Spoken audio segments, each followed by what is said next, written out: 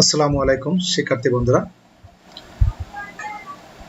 তোমরা যে যেখানে আছো সবাই ভালো আছো আশা করি।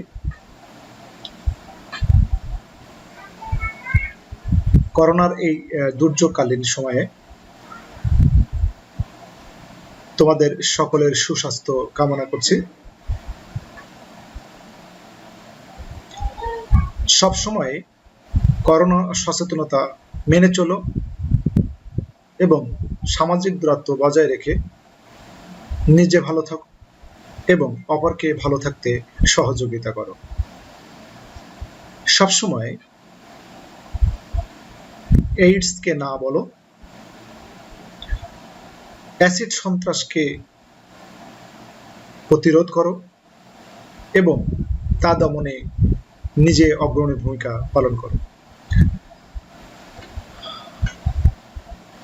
তো চলো আমরা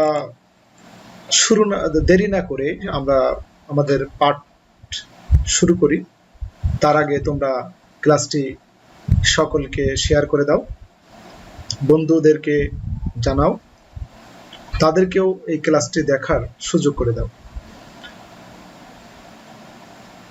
আমরা নতুন একটি টপিকস তোমাদের সামনে হাজির হয়েছি। টপিকস নিয়ে আমাদের আজকের টপিকস নবম দশম শ্রেণীর সাধারণ বিজ্ঞান, অর্থাৎ আর্টস এবং কমার্স যারা নিয়ে যারা পড়াশোনা করতেছো তারা এই ক্লাসে মনোযোগী হবে। আমি প্রথম থেকে এই ক্লাসটি ধারাবাহিকভাবে তোমাদের সামনে উপস্থাপন করার চেষ্টা করব। তো সেই আলোকে আমার আজকের লেসন উন্নততর জীবনধারা থেকে খাদ্য ও পুষ্টি বিষয়ে। তো আমরা চলো আমাদের লেসন শুরু করি এবং খাতা কলম নিয়ে তোমরা যে যার অনলাইন ক্লাসে অর্থাৎ যে যার সেটের সামনে বসে যাও। চলো আমরা শুরু করি। ওয়েলকাম, তোমাদেরকে স্বাগত জানাচ্ছি আমার এই ক্লাসে। আশা করি তোমরা সবাই সুস্থ আছো, ভালো আছো।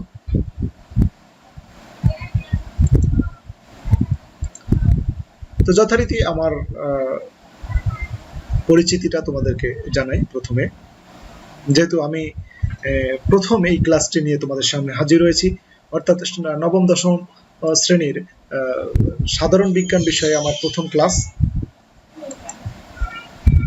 তো প্রথমে আমি আমার পরিচিতি, এরপরে পাঠ পরিচিতি, অর্থাৎ নবম দশম বিজ্ঞানের অধ্যায় প্রথম থেকে প্রথম অধ্যায় অর্থাৎ উন্নততর জীবনধারা থেকে আমরা এই ক্লাসটি নিব। তো এখন তোমাদেরকে কিছু চিত্র দেখিয়েছি। চিত্রগুলোতে কোন ধরনের খাদ্য উপাদানের কথা বলা আছে। এখানে দেখো, এখানে তোমরা চিনো এই খাদ্য উপাদানগুলো। এখানে নারকেল দেওয়া আছে, এখানে তরমুজ দেওয়া আছে, আনারস, কলা, তারপরে এখানে আপেল, কমলা লেবু, এগুলো অনেক কিছু এখানে তোমরা কিন্তু চেনো।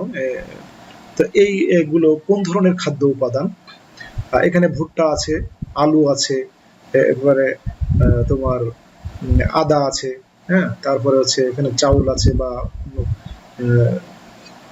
এইগুলো কোন ধরনের খাদ্য উপাদান তোমরা কি বলতে পারবে? ওকে, আমরা দেখে নিই তোমরা যা মনে মনে ভাবছো তার সাথে এটা মিলে যায় কিনা। দেখো, হ্যাঁ, উত্তর হচ্ছে শর্করা বা কার্বোহাইড্রেট। তো আমরা আজকে খাদ্য উপাদানের একটি বিষয় নিয়ে আলোচনা করব, সেটা হচ্ছে শর্করা এবং কার্বোহাইড্রেট। তো সঠিক উত্তর দেওয়ার জন্য বা তোমরা মনে মনে এটাকে ভাবার জন্য তোমাদের সকলকে আন্তরিক অভিনন্দন এবং শুভেচ্ছা জানাচ্ছি। তাহলে আমাদের আজকের পাঠের বিষয় খাদ্য উপাদান শর্করা। এই পাঠ শেষে তোমরা যা যা শিখতে পারবে, খাদ্য ও পুষ্টি কি তা বলতে পারবে, খাদ্যের কাজ বলতে পারবে, খাদ্যের উপাদানগুলোর নাম বলতে পারবে, কার্বোহাইড্রেট বা শর্করা কি তা বলতে পারবে এবং শর্করা এর উৎস সম্পর্কে তোমরা বলতে পারবে। শর্করার পুষ্টিগত গুরুত্ব মানে এর কাজ, অর্থাৎ শর্করার কি কি কাজ আছে সেই কাজটা তুমি জানতে পারবে। তোমরা। আর দেহ শক্তি পরিমাপের একক সম্পর্কে, অর্থাৎ শর্করা যে দেহ শক্তি পরিমাপের একটি উৎস হিসাবে কাজ করে, সেটা কিন্তু সেই সম্পর্কে, সেই শক্তি পরিমাপের একক সম্পর্কে তোমরা বলতে পারবে। তাহলে আমরা অনেক কিছু শিখবো আজকের ক্লাসে, একটু মনোযোগ সহকারে তোমরা ক্লাসটা দেখো। তো প্রথমে আমরা আসি খাদ্য ও পুষ্টি কি। তাহলে যেসব আহার্য বস্তু জীবদেহে বৃদ্ধি, শক্তি উৎপাদন, রোগ প্রতিরোধ, ক্ষয়পূরণ করে, অর্থাৎ দেহের পুষ্টি সাধন করে, তাকে খাদ্য বলে। তাহলে যে সমস্ত আহার্য বস্তু, অর্থাৎ খাদ্য হতে হবে যা আমরা আহার করতে পারবো, অখাদ্য যা আমরা আহার করতে পারবো না, আমাদের যা রুচিতে বাঁধবে, সেটা কিন্তু খাদ্য বলা যাবে না। যে সমস্ত আহার্য বস্তু জীবদেহে বৃদ্ধি করবে, অর্থাৎ খাদ্য খেলে আমরা বৃদ্ধি ঘটবে, শক্তি উৎপাদন, আমরা শক্তি পাবো, এবং রোগ প্রতিরোধ করতে পারবে এবং ক্ষয়পূরণ করে, সেই অর্থাৎ সে দেহের পুষ্টি সাধন করে, তাকে আমরা খাদ্য বা ফুড বলি। অপরদিকে নিউট্রিশন অর্থ হলো পুষ্টি, যা পরিবেশ থেকে প্রয়োজনীয় খাদ্যবস্তু আহরণ করে খাদ্যবস্তুকে পরিপাক ও শোষণ সহ আত্তীকরণ দ্বারা দেহ শক্তি চাহিদার পূরণ, রোগ প্রতিরোধ, বৃদ্ধি, ক্ষয় করে, তাকে পুষ্টি বলে। তাহলে খাদ্য আর পুষ্টির মধ্যে ডিফারেন্সটা কোথায়? ডিফারেন্সটা হচ্ছে যে পরিবেশ থেকে প্রয়োজনীয় খাদ্যবস্তু আহরণ করে এই খাদ্যবস্তুকে পরিপাক ও শোষণ সহ আত্তীকরণ দ্বারা দেহের শক্তির চাহিদা পূরণ, বৃদ্ধি এবং ক্ষয়পূরণ করে, তাই হলো পুষ্টি। তাহলে খাদ্যের যেসব জৈব এবং অজৈব উপাদান জীবের জীবন শক্তির যোগান দেয়, সেগুলোকে আমরা নিউট্রিয়েন্টস বলে থাকি। শিক্ষার্থী বন্ধুরা, আমরা নিউট্রিয়েন্টস বলে থাকি যে খাদ্যের যে সমস্ত জৈব এবং অজৈব উপাদান জীবের জীবন শক্তির বৃদ্ধি ঘটায়, সেগুলোকে আমরা পরিশোষক বা নিউট্রিয়েন্টস বলি। যেমন গ্লুকোজ, খনিজ লবণ, ভিটামিন হলো নিউট্রিয়েন্টস পদার্থ। তাহলে আমরা খাদ্য হচ্ছে আহার্য বস্তু যা জীবদের বৃদ্ধি, শক্তি উৎপাদন, রোগ প্রতিরোধ করে, সেগুলো খাদ্য। আর পুষ্টি হলো কি, যে পরিবেশ থেকে প্রয়োজনীয় খাদ্যবস্তু আহরণ করে সেই খাদ্যবস্তুকে পরিপাক বা শোষণ করে দেহ শক্তি চাহিদা পূরণ করে, ক্ষয়পূরণ করে, তাকে পুষ্টি বলে। তার মানে আমরা খাদ্য খাবো আর দেহের বৃদ্ধি, শক্তি উৎপাদন করবে এবং রোগ প্রতিরোধ ক্ষমতা বাড়বে, ক্ষয়পূরণ করবে, এটা হলো খাদ্য। কিন্তু পুষ্টিটা হচ্ছে আগের বিষয়, অর্থাৎ পরিবেশ থেকে প্রয়োজনীয় খাদ্যবস্তু গ্রহণ করার ফলে, খাদ্যবস্তুকে পরিপাক করার ফলে, বা সেই খাদ্যবস্তু আমাদের শরীরে শোষণ করে যদি দেহের শক্তির চাহিদা পূরণ হয়, তাহলে সেটাকে আমরা বলবো পুষ্টি।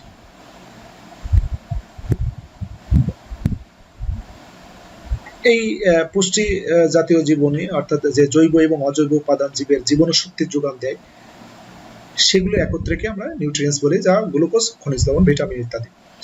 এখন চলো আমরা অন্য বিষয়ে চলে যাই। তাহলে খাদ্যের কাজটা কি?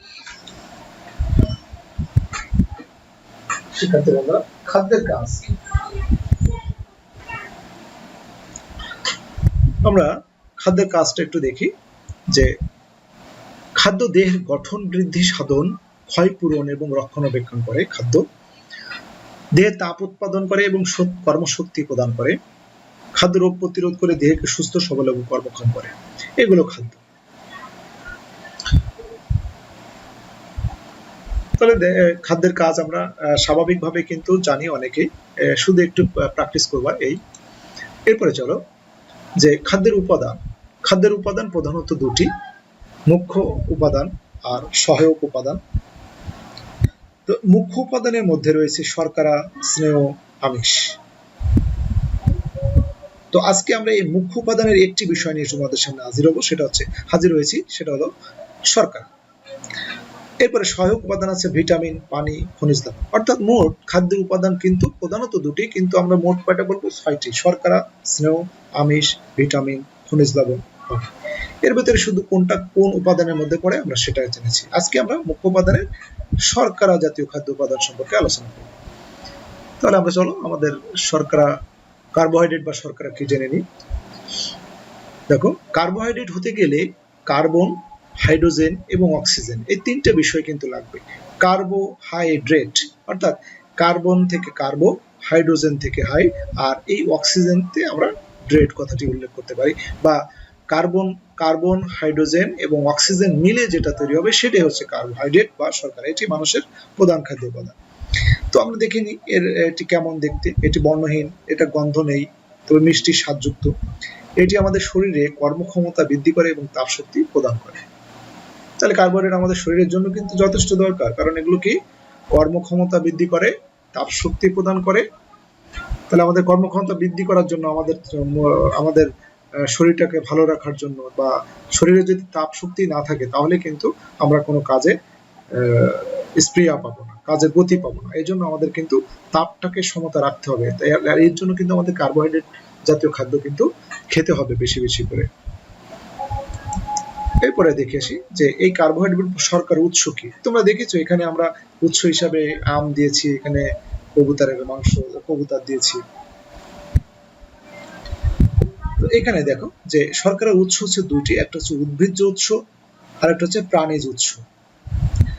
উদ্ভিজ্জ উৎস মধ্যে আছে উদ্ভিদ থেকে পায়, অর্থাৎ উদ্ভিদ উৎস সমূহ কি, যে সমস্ত শর্করাগুলো বা খাদ্যের উপাদান শর্করাকে আমরা উদ্ভিদ থেকে সংগ্রহ করে থাকি, সেই উদ্ভিদ জাতীয় বস্তুগুলো কি কি, সে যা থেকে আমরা শর্করা পেয়ে থাকি। তার ভিতরে আমরা দেখো শ্বেতসার বা স্টার্চ জাতীয় পদার্থ, অর্থাৎ আমরা আলু এগুলো বলি স্টার্চ বা স্বচ্ছ জাতীয় আলু, গম, ভুট্টা এগুলো। গ্লুকোজ, ফ্রুক্টোজ, সুক্রোজ এবং সেলুলোজ হলো উদ্ভিজ্জ উৎস, যেমন ধান, গম, ভুট্টা সহ অন্যান্য শস্য দানা। এবং আলু, রাঙা আলু বা রং আলু, আমরা লাল আলু বলি, বা আমরা এটাকে মিষ্টি আলু বলে থাকি অনেক সময়। যে এই আলু বা কচুতে কিন্তু শ্বেতসার পাওয়া যায়। আঙ্গুর, আপেল, গাজর, খেজুর সহ নানা ফুলে গ্লুকোজ পাওয়া যায়। অর্থাৎ এই যে শ্বেতসার, অর্থাৎ শ্বেতসার, গ্লুকোজ, ফ্রুক্টোজ, সুক্রোজ, সেলুলোজ হলো উদ্ভিজ্জ উৎস। তাহলে এই শ্বেতসার আমরা কোথা থেকে পাবো? শ্বেতসার পাবো ধান, গম, ভুট্টা সহ অন্যান্য শস্য দানা থেকে। আর আলু, রাঙা আলু, কচুতে পাবো। আর গ্লুকোজ পাবো কোথা থেকে? এই যে গ্লুকোজটা পাবো হচ্ছে আঙ্গুর, আপেল, গাজর, খেজুর সহ অন্যান্য ফলে।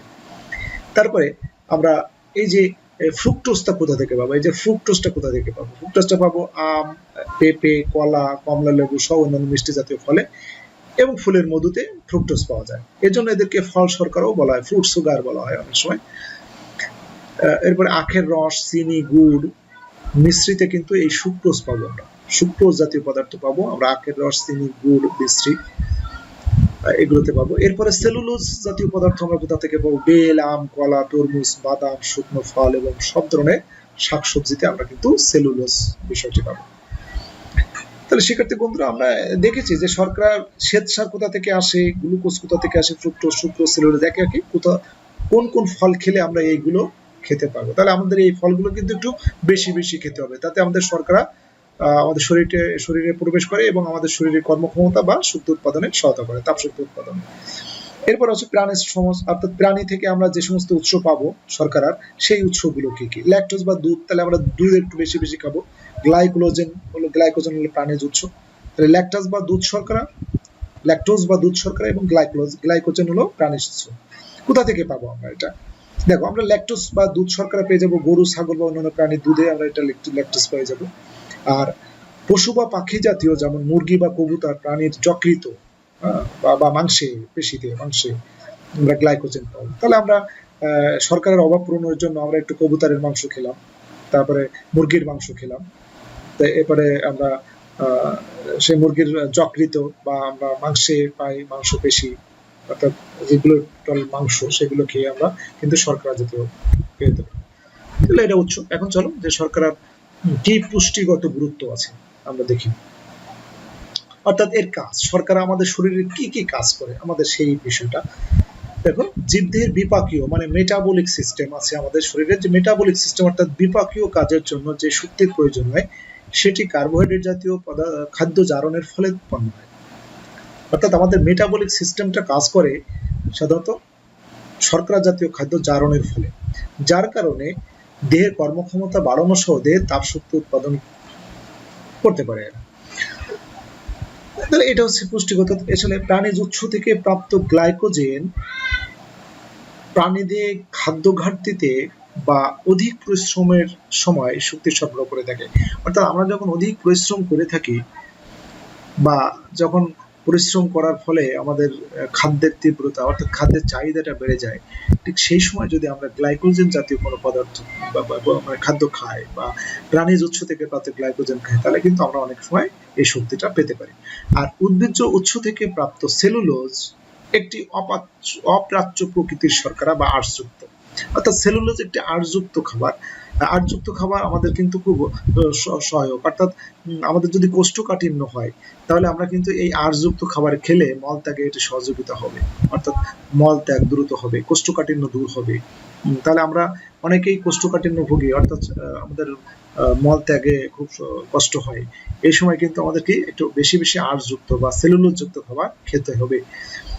এছাড়া খাদ্যে প্রোটিন বা ফ্যাটের অভাব হলে শর্করা হতে তা সংশ্লেষিত হয়। যদি আমাদের খাদ্যে আমিষ বা চর্বি বা ফ্যাটের অভাব হয়, তাহলে চর্বির অভাব হয়, তাহলে আমাদের কিন্তু শর্করা সেটা পূরণ করে দেয়। শর্করার অভাবজনিত রোগ হতে রক্ষা পেতে প্রতিদিন প্রয়োজনীয় পরিমাণ শর্করা জাতীয় খাদ্য খেতে হবে। তাহলে আমাদের দেখেছি আমরা যে প্রয়োজনীয় পরিমাণ শর্করা জাতীয় খাদ্য খেতে গেলে আমাদের কি কি লাগবে। আমরা তরমুজ খেতে পারি, মানে আম খেতে পারি, আমরা কবুতর খেতে পারি, আমরা ওই বিভিন্ন গম ভুট্টা এগুলো খেতে পারি। আমরা যেগুলো উৎস দেখলাম সেগুলো আমরা কিন্তু পরিমিত পরিমাণ খেতে পারি, বেশি না হয় এটা। দেখো এখানে তাহলে প্রতিদিন যদি প্রয়োজনীয় পরিমাণ শর্করা জাতীয় খাদ্য খেতে হয়, তবে চাহিদার তুলনায় দেহে কিন্তু শর্করার পরিমাণ আবার বেশি হলে কিন্তু সমস্যা, অর্থাৎ শরীরে এটা মেদ জমে যেতে পারে এবং আমাদের বহুমূত্র বা মোটা হয়ে যেতে পারি। আমরা মোটা হয়ে বহুমূত্র বা আমাদেরকে ডায়াবেটিস রোগ হতে পারে। ডায়াবেটিস বহুমূত্র মানে ডায়াবেটিস, বা এক্ষেত্রে ডায়াবেটিস রোগ হতে পারে। প্রশ্বাস বা শোষণ প্রক্রিয়ায় বাতাস হতে যে অক্সিজেন আমরা গ্রহণ করে থাকি, বাতাস অক্সিজেন, তা আমাদের ফুসফুসে রক্তের সাথে মিশে যায় এবং রক্তের লোহিত কণিকায় এই অক্সিজেন আমাদের শরীরের কোষে পৌঁছে দেয়। সেখানে গ্লুকোজের সাথে বিক্রিয়া করে কিন্তু তাপশক্তি উৎপন্ন করে, আর এই তাপশক্তি হলো আমাদের সকল শক্তির উৎস। তাহলে শিক্ষার্থী বন্ধুরা, আমরা এই বিষয়টা খুব সুন্দর করে একটু পড়েছি, খুব সুন্দর করে, আর তোমরা নিজেরাই নিশ্চয়ই বুঝতে পেরেছো যে শর্করা জাতীয় পরিমিত পরিমাণ কিন্তু খেতে হবে আমাদের। যদি আবার চাহিদার তুলনায় বেশি খেয়ে ফেলে তাহলে কিন্তু আমাদের স্থূলতায় হওয়ার সম্ভাবনা আছে, স্থূলকায় অর্থাৎ মোটা হয়ে যেতে পারি, আমাদের শরীরে মেদ জমে যেতে পারে, তারপরে আমাদের বহুমূত্র রোগ হতে পারে, অর্থাৎ আমাদের ডায়াবেটিস রোগ হতে পারে। কিভাবে এটা শরীরে মিশে আসে সেটা আমরা লিখেছি যে প্রশ্বাস বা শোষণ প্রক্রিয়ার মাধ্যমে বাতাস যে অক্সিজেন আমরা গ্রহণ করি সেটা আমাদের ফুসফুসের রক্তের সাথে মিশে যায়, আর রক্তের লোহিত কণিকায় অক্সিজেন আমাদের শরীরের কোষে পৌঁছে দেয় বা গ্লুকোজের সাথে বিক্রিয়া করে আমাদের কিন্তু তাপ উৎপন্ন হয়, আর এই তাপ শক্তি আমাদের সকল শক্তির উৎস। তাহলে আমাদের কিন্তু শর্করা জাতীয় খাদ্যের খেতে হবে পরিমাণ মতো। আমরা সবাই খাবো নিশ্চয়ই, এই বিষয়গুলো জেনে আমরা পরিমিত পরিমাণ খাওয়ার চেষ্টা করবো। হাতের নাগালে যে যা থাকে সস্তা, আমাদের যে সবসময় কিনে খেতে হবে তা কিন্তু নয়, আমরা এগুলো কিন্তু বাড়ির আশেপাশে খেতে পারি আমরা। এরপরে দেখো দেহের শক্তি মাপার একক সম্পর্কিত ধারণা। আমরা একদম একেবারে ক্লাসের শেষের দিকে চলে আসছি, যে খাদ্যের মধ্যে যে নিহিত শক্তি থাকে সেই শক্তিকে ক্যালোরি বা কিলো ক্যালোরি হিসাবে মাপা হয়। 1 গ্রাম খাদ্যে যে পরিমাণ তাপশক্তি উৎপন্ন হয় তাকে খাদ্যের ক্যালোরি বলে। তাহলে খাদ্যের মধ্যে নিহিত শক্তিকে আমরা বলছি ক্যালোরি, বা সেটা কিলো ক্যালোরি হিসেবে মাপা যেতে পারে। 1 গ্রাম পরিমাণ খাদ্যে যে পরিমাণ তাপশক্তি উৎপন্ন হয় তাকে খাদ্যের ক্যালোরি বলে। শিক্ষার্থী বন্ধুরা, নিশ্চয়ই এই সংজ্ঞাটা তোমরা কিন্তু মনে রাখবে যে খাদ্যের দেহের শক্তি মাপের একক কি, ক্যালোরি বা কিলো ক্যালোরি। এটা পাবো কিভাবে, যে 1 গ্রাম খাদ্যে যে পরিমাণ তাপশক্তি উৎপন্ন হবে সেটাই কিন্তু ক্যালোরি। বা 1 গ্রাম পানির তাপমাত্রা 1 ডিগ্রি সেলসিয়াস বৃদ্ধি করার জন্য যে শক্তির প্রয়োজন হবে তাকে কিন্তু 1 ক্যালোরি বলা হয়। ঠিক আছে, 1 গ্রাম খাদ্য পরিমাণ থেকে যে তাপশক্তি পাবো সেটাও খাদ্যের ক্যালোরি, আর 1 গ্রাম পানির তাপমাত্রা 1 ডিগ্রি সেন্টিগ্রেড বৃদ্ধি করার জন্য যে শক্তির প্রয়োজন হবে সেটাও কিন্তু ক্যালোরি। 1 কিলো ক্যালোরি মানে কত, 1000 ক্যালোরি। 1 কিলো ক্যালোরি মানে 1000 ক্যালোরি। তাহলে শর্করা ও প্রোটিনের ক্যালোরি প্রায় সমান। শর্করা বা প্রোটিন বা আমিষের ক্যালোরি প্রায় সমান, তা হলো 4 কিলো ক্যালোরি পার গ্রাম, অর্থাৎ প্রতি গ্রামে কিন্তু 4 কিলো ক্যালোরি আছে। আমরা বলেছি 1 কিলো ক্যালোরি মানে কিন্তু 1000 ক্যালোরি। তার মানে কি, প্রতি গ্রামে শর্করা জাতীয় খাদ্যের প্রতি গ্রামে কিন্তু 4000 ক্যালোরি আমরা পাবো। 4 কিলো ক্যালোরি বা 4000 ক্যালোরি কিন্তু আমরা শক্তি উৎপন্ন হবে আমাদের। স্নেহ জাতীয় খাদ্যে ক্যালোরি সবচেয়ে বেশি, আর তা হলো 9 কিলো ক্যালোরি পার গ্রাম। মানে চর্বি বা ফ্যাট বা লিপিড জাতীয় খাদ্যে কিন্তু প্রতি গ্রামে 9 কিলো ক্যালোরি মানে 9000 ক্যালোরি শক্তি উৎপন্ন হবে। তো যদি আমরা শর্করা পড়ছি তাহলে শর্করার ক্যালোরি প্রতি গ্রামে কত 4 কিলো ক্যালোরি বা 4000 ক্যালোরি। কোন খাদ্যের খাদ্য ক্যালোরি বলতে বোঝায় খাদ্যটি সম্পূর্ণভাবে জারিত হতে কতখানি শক্তি বের হবে। অর্থাৎ আমরা যে খাদ্যটা খাই শর্করা জাতীয় খাদ্য সেটা আমাদের শরীরের মধ্যে অর্থাৎ আমাদের যে খাদ্যের যে প্রসেস পরিপাক ক্রিয়ায় সেখানে যদি এই খাদ্য সম্পূর্ণভাবে জারিত হয়ে কতখানি শক্তি বের হবে সেটাই বলতে আমাদের খাদ্য ক্যালোরি বোঝায়। তো আমরা দেখে নিই একজন পূর্ণ বয়সের মানুষের কিন্তু দৈনিক 2500 কিলো ক্যালোরি খাবার খেতে হবে।